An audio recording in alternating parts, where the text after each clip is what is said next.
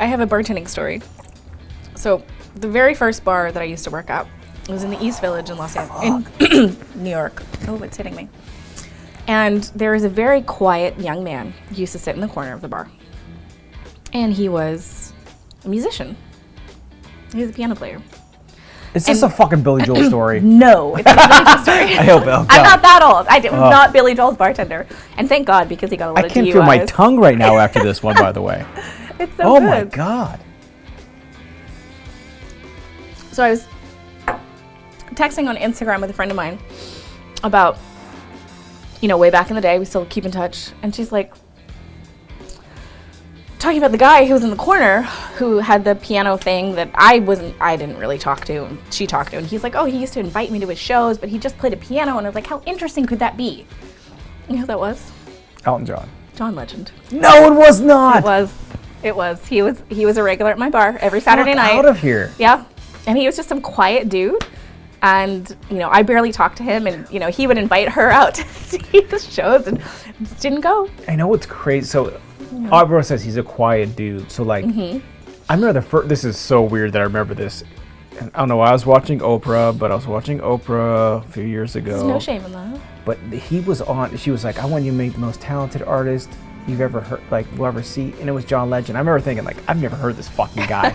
And then he was playing, I was like, this guy's fucking awesome, right? And, man. Yeah. Your quiet bar. What was the name of your bar? Back then it was called Tribe. Where was it located? 8th Street and 1st Avenue. My God. Yep. So did you walk to this bar, drive to this bar? How did you get to the bar? Oh my God, I didn't have a car in New York. I bought my first car when I was 30. So, you know what? So similar story. So I never, we had cars going to Pittsburgh. I went to D.C. Everything was like, you can take the metro to go everywhere. I didn't need a fucking car. I went to law school in Malibu in Pepperdine.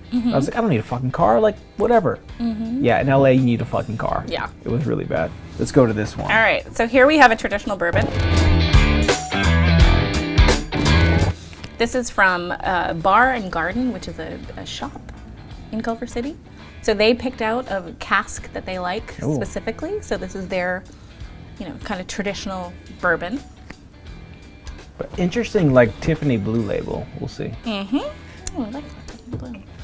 Yeah, when I came to UCLA for law school, I was studying late one Sunday night, and then I went to go home, and I was waiting for my bus. It was like 10 o'clock, 11 o'clock, and I just moved here from New York.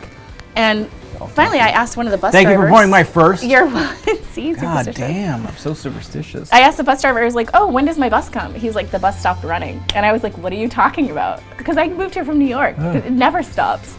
And he's like, get on, I'll take you as far as I can take you. It's like, what is wrong with this town? And that's your Culver City story. Oh, it's... What do you think? I smell nodes of, I don't know what the fuck. So, I'm not one of those guys that can smell it. Like, people are like, oh my God, you're a nose, you can smell everything in this whiskey. I know it after 2 sips if I like it or not. That's it, that's all I know.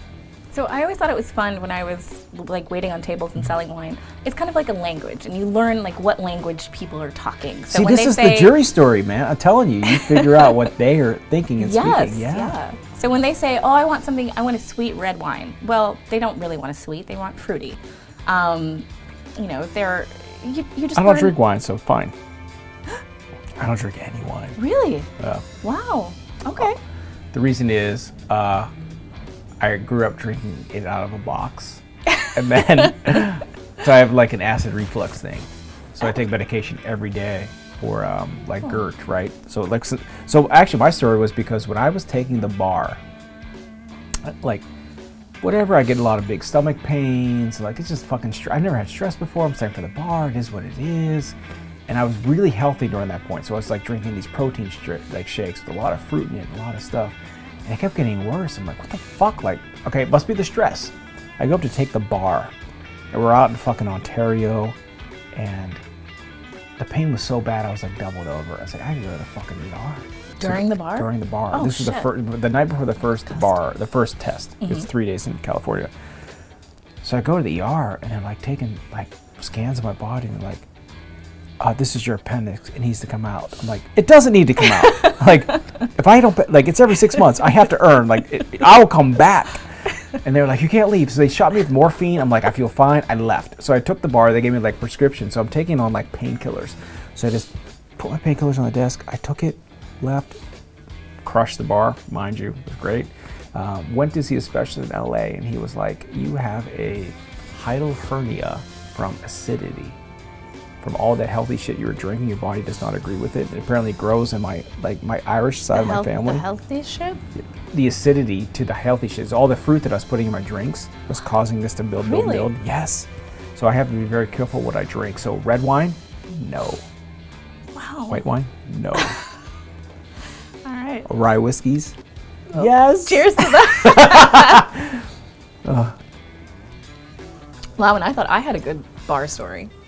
So I had two. I had my two. This is good. This is really This good. is really good. It's vanilla-y. It's very soft and smooth. And I thought, what about breakfast at Tiffany's? And I said, Leopold Bros. This is a Culver City shit? Yeah, Bar and Garden. Man, this is good. This is 50%, Michelle. What'd I tell you about fucking 50% before noon? Oh, it's better than 130. It is better than 130. What is Oh God, I feel every second of it. This is fantastic. Those are your words, but it's fine. Oh my Lord.